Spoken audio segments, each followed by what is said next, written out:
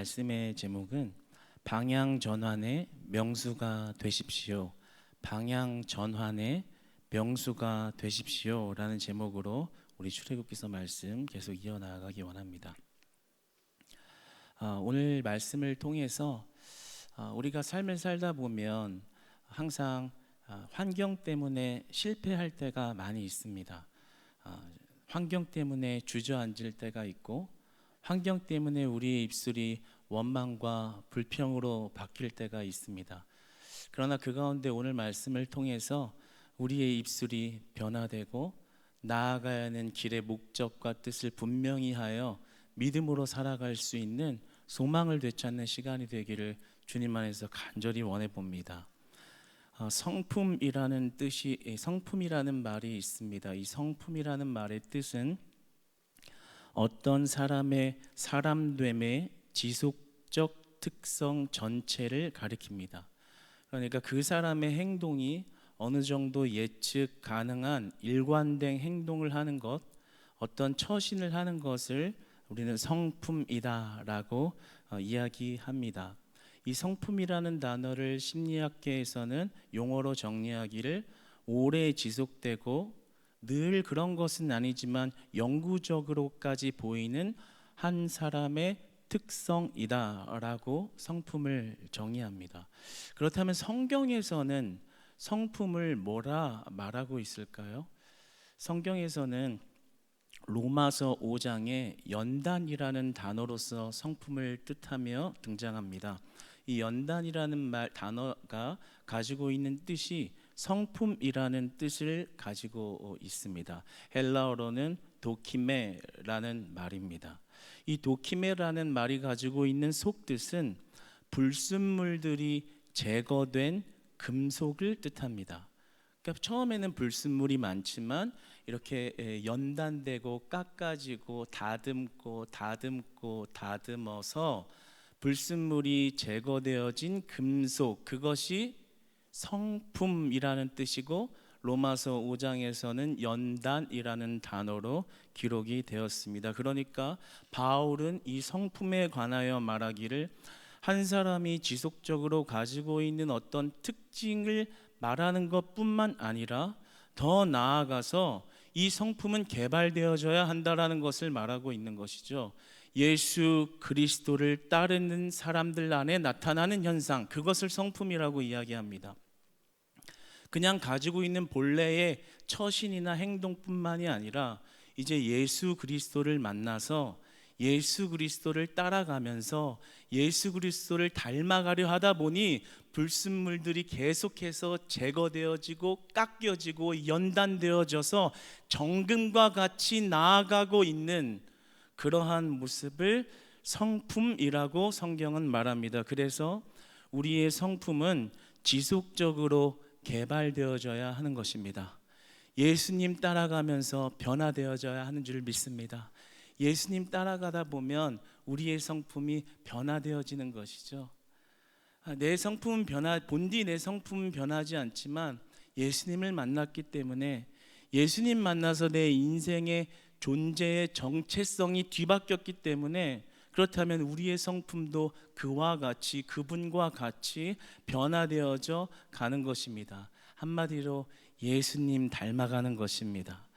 단 한 번의 은혜로 끝나는 것이 아니라 평생의 예수님을 따라가고 닮아가는 것, 그것이 바로 성경이 우리에게 이야기하는 성품이요, 그 성품은 연단되어짐으로 말미암아 개발되어지고 나중에는 순금과 정금과 같이 되어야 할 줄로 믿습니다. 그런데 우리가 그러한 성품을 지니고 살지 못할 때가 참 많죠. 저도 그렇고 여기 있는 우리 모두가 그러한 것을 느낍니다. 왜 그럴까요? 그러한 이유는 우리가 육신의 힘으로만 살아가려고 하기 때문입니다. 육신의 힘으로만 살아가려고 하기 때문입니다. 오늘 본문 21절의 말씀을 한번 같이 읽어보겠습니다. 본문 21절 한 목소리로 읽겠습니다. 시작. 그들에게 이르되 너희가 우리를 바로의 눈과 그의 신하의 눈에 미운 것이 되게 하고 그들의 손에 칼을 주어 우리를 죽이게 하는도다. 여호와는 너희를 살피시고 판단하시기를 원하노라. 고역이 더 심하게 된 거예요. 바로가 이제 이스라엘의 노예들에게 그 노동량을 굉장히 많이 짊어져서 고역이 아주 이제 노동이 심하게 된 거죠. 그래서 그 이유를 파고 팠더니 알고 보니 모세와 아론이 이제 광야에 가서 예배를 드릴 수 있게 좀 해달라고 이렇게 청원을 했던 그 이유 때문에 자기들의 노동량이 많아졌다라는 사실을 알게 된 겁니다. 엄밀히 따지면 바로가 잘못한 거죠. 무슨 모세와 아론이 잘못한 게 아니라. 그런데 모세와 아론이 그렇게 청원했기 때문에 우리들의 노동량이 많아졌다라는 그 사실 때문에 지금 모세와 그리고 아론을 원망하고 있는 것입니다. 오늘 21절의 표현에 보면 미운 것이 되게 하였다, 미움받게 하였다라고 기록하고 있습니다. 이 미움을 받다라는 말에 이 헬라어의 원어는 레하흐라는 말인데 이 말의 속뜻은 냄새라는 뜻입니다. 이것을 직역하면 이런 말이 됩니다. 너희들이 우리의 냄새를 악취나게 했다. 우리말로 현대어로 바꿔서 이야기하면 우리를 아주 더럽게 만들었다 이거죠. 가만히 있어도 힘든데 아주 더러운 냄새 나는 꼴로 지금 모세와 아론 너네가 우리를 그 지경으로 몰아세웠다라고 원망하고 있는 겁니다. 너네 때문에 우리가 이렇게 된 거 아니냐라고 하면서 그들의 손에 칼을 쥐어줬다. 칼을 쥐어 죽은 사람이 겁박을 하면 얼마나 무서워요. 그러니까 노동하는 그 양과 더불어서 받고 있는 그 심리적인 육체적인 스트레스가 어마어마하다라는 것을 이러한 표현을 통해서 우리는 충분히 느낄 수 있는 상황입니다. 그런데 그 이스라엘의 작업 이런 반장들이 기록한 자들이 이렇게 이야기하는 것이 얼마나 그들의 신앙의 성품이 참 개발되지 못하고 있는가, 예수님 따라가고 있지 못하고 있는가를 보여주는 겁니다. 왜냐하면 이런 원망을 하기 불과 얼마 전 4장 29절과 31절로 돌아가서 그들이 했던 말과 행동이 있거든요. 우리 4장 29절로 31절 한번 한 목소리로 같이 읽어보겠습니다. 시작. 모세와 아론이 가서 이스라엘 자손의 모든 장로를 모으고 아론이 여호와께서 모세에게 이르신 모든 말씀을 전하고 그 백성 앞에서 이적을 행하니 백성이 믿으며 여호와께서 이스라엘 자손을 찾으시고 그들의 고난을 살피셨다 함을 듣고 머리 숙여 경배하였더라. 봐보세요. 모세 아론이 하나님이 일하실 거야 라고 예언하자 그들이 어떻게 했어요? 31절에 백성이 믿었고 그리고 그들의 고백에 우리의 고난을 살피셨다, 여호와가 우리의 고난을 살피셨어 라는 그 사실을 믿었고 더 나아가서는 그것 때문에 감사해서 머리 숙여 경배하였습니다. 하나님 감사합니다, 우리의 고난을 들으셨군요. 믿어집니다. 이렇게 모세 아론에게 불과 얼마 전에 고백했던 사람들이에요. 그런데 그 일이 술술 풀릴 줄 알았는데 이 노동량이 더 심해져서 고역이 심해지니까 지금 육신이 힘들어지니까 바로 원망을 하는 거예요.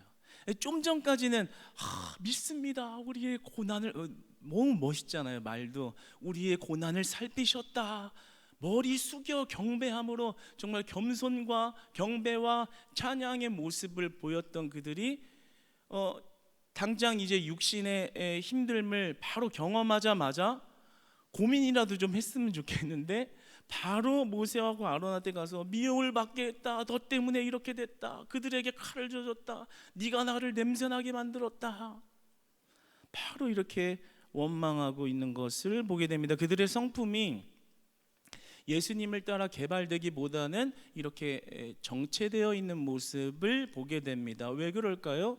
그들의 성품이 육신의 힘으로 살아가고 있기 때문입니다. 아직 너무나 육신의 한계에 매여 살아가고 있기 때문에 이러한 모습을 보이는 것입니다.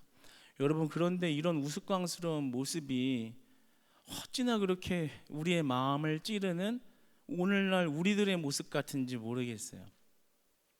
아무리 이 말씀을 묵상해봐도 너무 저와 여러분의 모습인 것 같아요. 너무 똑같지 않아요? 무슨 컨트롤 C, 컨트롤 V 해놓은 것 같아요. 하나님 감사합니다. 예배당에서는 하나님 믿습니다. 나의 고난을 살피심으로 내가 고개 숙여 주를 경배합니다. 정말 그런 말, 멋진 고백을 하나님 앞에 하고 예배당을 나가서 바로 어려운 일이 생기면 원망하기 시작하면서 내가 이럴 줄 알았어. 난 안 될 줄 알았어. 내가 왠지 분위기가 싸하더라고. 그러면서 옆에 있는 사람까지 힘들게 하고 부정적인 말 계속 해대가지고 가만히 있는 사람까지 이런 부정의 기운을 전파시키는, 복음을 전해야 되는데 부정을 전파하면서 가만히 있는 옆사람 신앙까지 깎아먹고 기분 안 좋게 하는 그런 일들을 하는 자들이 바로 우리란 말이에요. 하나님 앞에 받은 직분자의 소명, 봉사자의 소명, 예배자의 소명, 하나님 감사합니다. 머리 숙여 경배합니다. 그리고 나서 뒤돌아서서 막상 어떤 신앙의 현장에 이런 상황이 어려우면 또 불평하는 거예요. 왜 이래? 왜 이러십니까? 막 그러면서 이제 막 옆에 사람 또 힘들게 하고, 옆에 사람이 얼마나 귀한 동역자인지도 모르고 내가 세워야 하는 믿음의 영혼인지도 모르고 그 사람을 시험 들게 하고 있는 그런 모습. 지금 모세와 아론이 하나님의 사람임에도 불구하고 자기네들 지금 힘들어서 수틀리니까 와서 원망하고 있는 거잖아요. 지금 완전히 감각이 없는 거예요. 그런데 이런 연약한 모습이 우리들의 모습과 너무나도 같음을 느낍니다. 왜 이래요?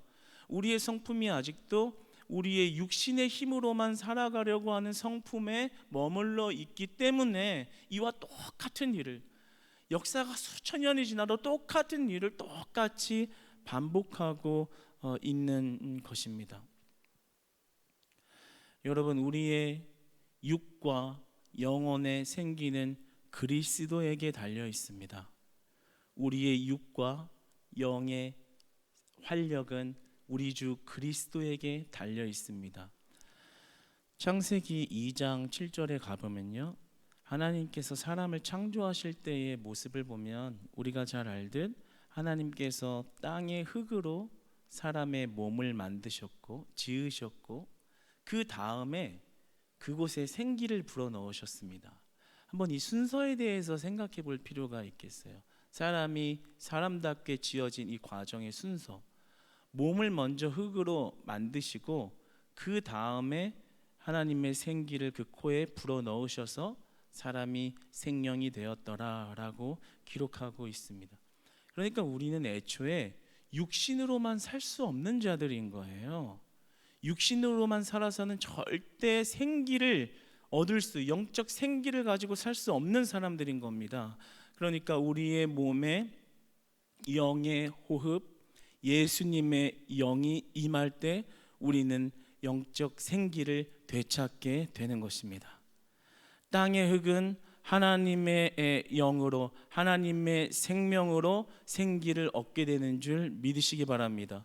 그러니까 우리가 육신으로 무언가 해보려고 하고 아직도 내 혈기 넘치는 그것만으로 무언가를 하려고 할 때 자꾸만 영적 실패를 경험하게 되는 거죠. 그래서 하나님께서, 예수님께서는 우리에게 그렇게 말씀하셨잖아요. 사람이 떡으로만 살 것이 아니요 하나님의 말씀으로 살 것이라.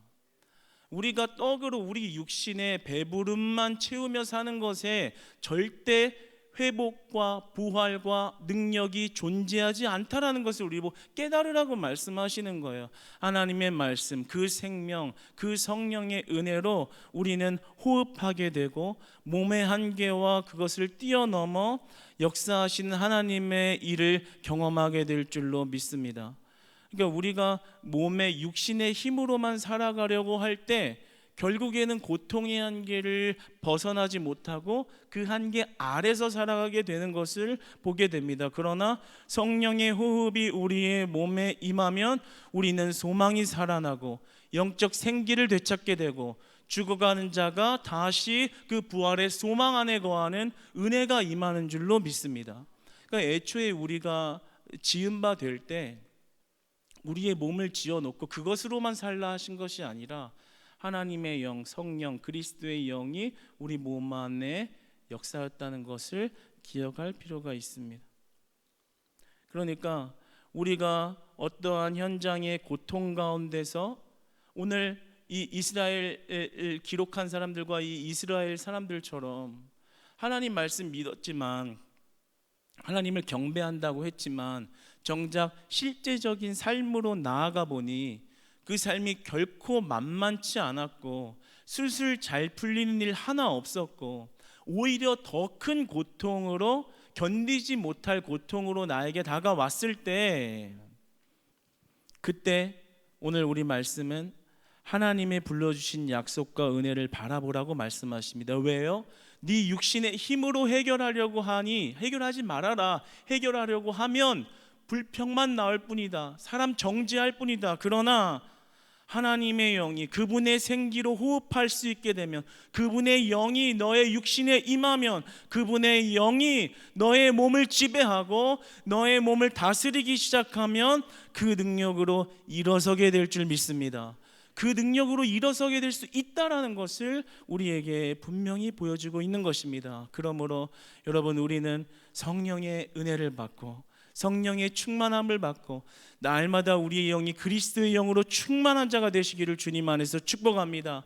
육신으로만 살아가려고 하는 그 옛습관과 옛습성, 그 추악한 습성을 주 안에서 떨쳐버리고 우리 하나님의 영을 사모하고 그 성령의 충만함을 사모할 때 우리의 심령, 우리의 몸을 그리스도의 영으로 충만히 흐르게 하시는 그 놀라운 은혜의 회복과 그리고 은혜의 전환이 여러분의 삶에, 우리 공동체 안에 일어나기를 주님 안에서 진심으로 소망합니다.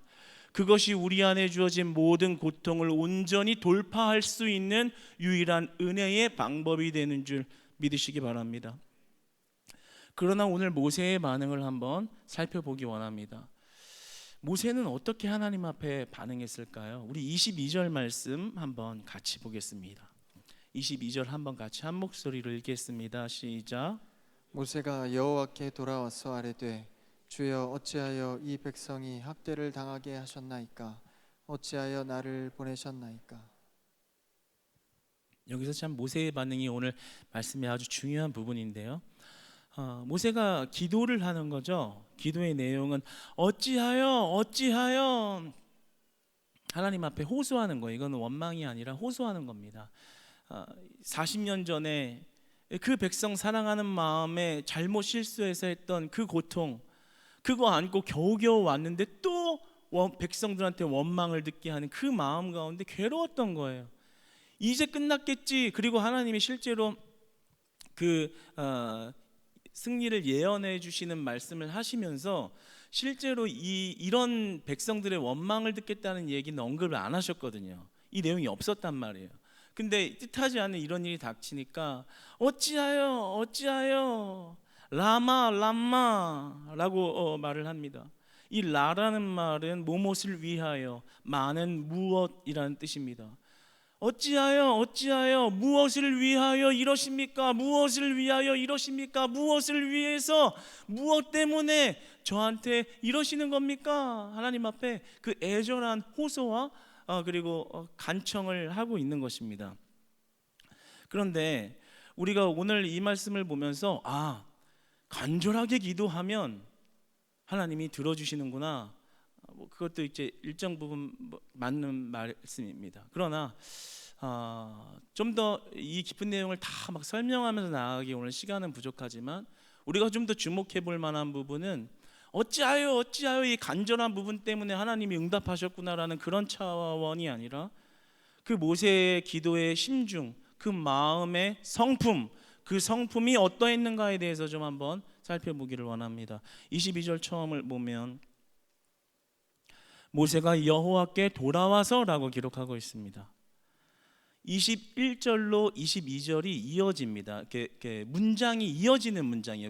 구분된 문장이 아니라 이 와우 접속사를 써서 이 하나의 문장으로 이어지는 글이란 말입니다.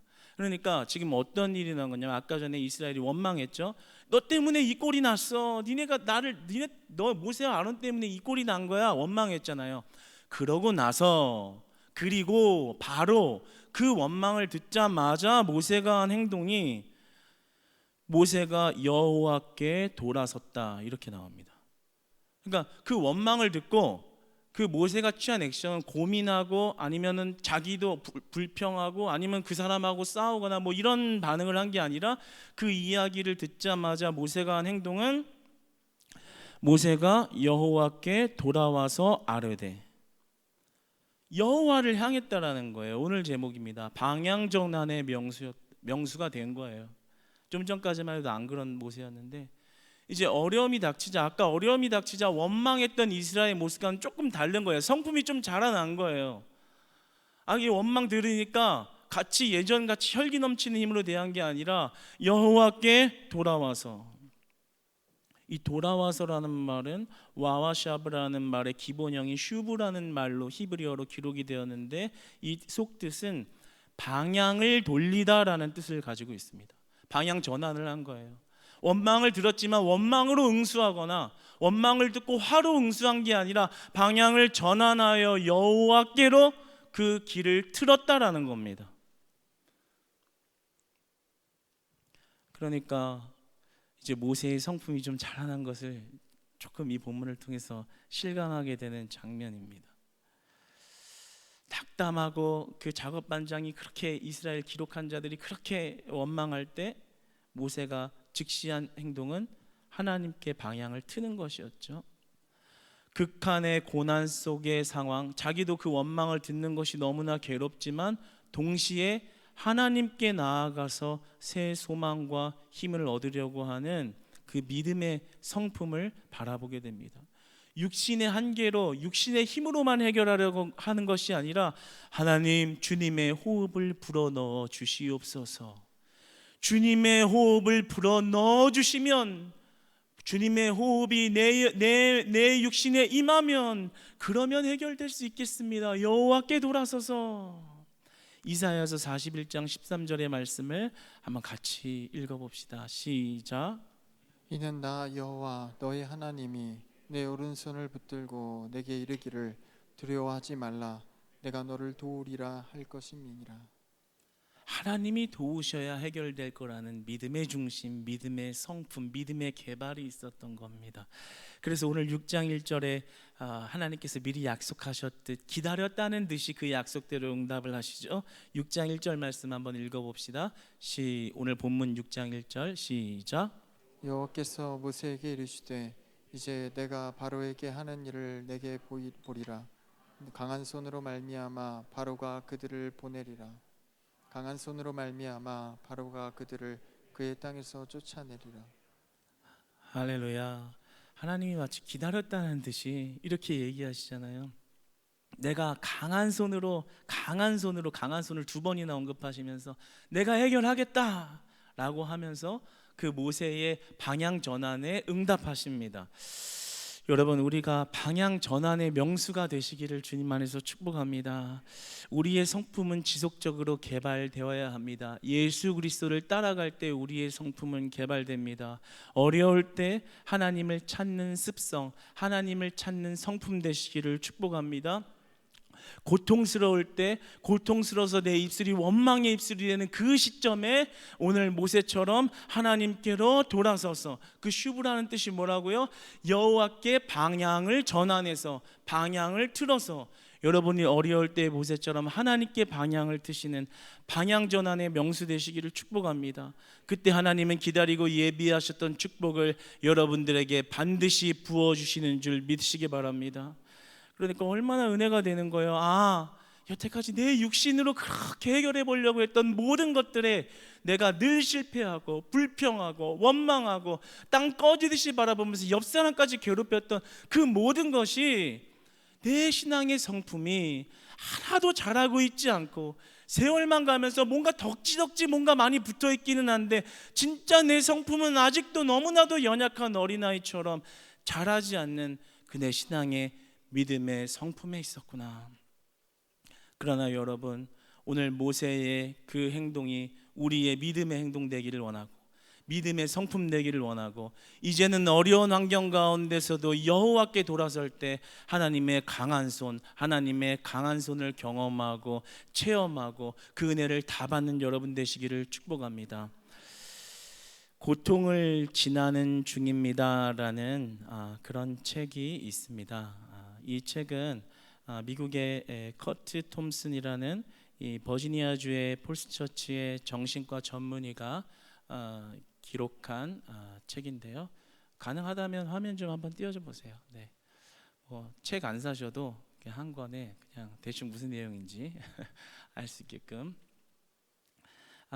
얼마 전에 나온 책이에요. 그런데 이 책의 내용 중에 일부를 보면 이 이블린이라는 환자가 있었거든요. 그런데 이 저자인 이 톰슨하고 30년 동안 이런 관계를 맺었었던 자인데 15년 이상을 정신치료를 받았던 사람이에요. 그런데 그 사정이 굉장히 딱한 거예요. 정신병에 걸릴 만한 그런 여러 가지 가혹한 환경이 그녀에게 계속해서 주어졌던 거죠. 뭐 갑자기 이 남편을 잃게 되고, 갑자기 없었던 아버지가 없었던 병이 갑자기 생겨서 하루아침에 좀 아프게 돌아가시고, 뭐 집안이 계속 쑥대밭이 자꾸만 돼가는 그런 과정을 계속해서 연속해서 겪으면서 그녀가 말하기는 나는 가만히만 있어도 익사할 것 같은 기분이 든다라는 그런 심정으로 세월을 보내고 있는 그녀를 만나서 그녀를 이렇게 치료하면서 나아가는데, 그 치료의 방법이 어떤 이 의학계에서 말하는 어떤 치료나 또는 심리 치료만으로 된 것이 아니라 이 그리스도를 믿는 자들, 그리스도의 사랑이 채워져야만 이 문제를 해결할 수 있다고 믿는 신자들, 그 믿음을 가진 자들이 함께 모여서 그 사람을 위로하고 그 사람하고 공감하고 그 사람의 역할과 상황에 들어가서 어떤 치료에 같이 임해서 그 사람이 점차 차츰 그 이블린이라는 사람이 그 모든 익사할 것 같은 그런 정신적 질환에서 이렇게 벗어나게 된 그런 이야기가 있습니다. 그런데 여기서 한 가지 우리가 주목해 볼 점은, 그가 그 고통을 넘어가는 데 있어서 인내해서 넘어간 것도 아니고요, 고통을 극복할 수 있게 하는 아주 명쾌한 심리 치료가 그의 문제를 해결한 것도 아니고요, 오직 그 안에 모든 문제를 해결하실 수 있는 그리스도의 사랑의 채우심이 그 문제를 해결했다라는 것입니다. 그냥 의학적으로나 심리치료로 해결할 수 없는 문제, 내 성품으로 해결할 수 없는 문제를 그리스도의 채우심으로 해결을 받았다라는 거예요. 그러니까 우리의 육신의 연약함을 도우시는 이는 오직 그리스도 한 분에게만 있으며, 우리의 육신의 연약함을 채워줄 수 있는 것은 그리스도의 영에게만 있다라는 것을 증인으로 증거하고 있는 것이죠. 사랑하는 우리 크리스찬 교회 수요 공동체 여러분, 여러분 가정에 많은 문제와 고통을 만날 때가 있으십니까? 그때 원망만 나오는 그런 어려운 상황이 여러분을 아프게 하시나요? 그렇다면 우리가 그때 어떻게 방향을 전환해야 할까요? 여러분, 목장 안에 생기는 문제, 마주한 문제, 고통 때문에 신음하고 계신가요? 그렇다면 그 고통 속에서 어떻게 방향을 전환해야 할까요? 우리 교회 안에 가끔씩 마주할 수 있는 고통의 문제, 어떠한 어려움의 문제가 우리 공동체에 찾아왔을 때 우리는 어떻게 방향을 전환해야 할까요? 모세가 여호와께 돌아와서 방향을 전환해서 방향의 전환의 명수가 되어서 그 성품이 개발되어서 주님을 따라가려고 하는 성품이 된 믿음으로 오늘 성장한 모습을 보인 것처럼, 우리 육신의 연약함의 한계를 맞이할 때 우리의 육신의 연약함을 그리스도의 영으로 채우시는 은혜가, 그리스도의 영으로 채워주시는 은혜가 우리 공동체에 충만하시기를 축복합니다.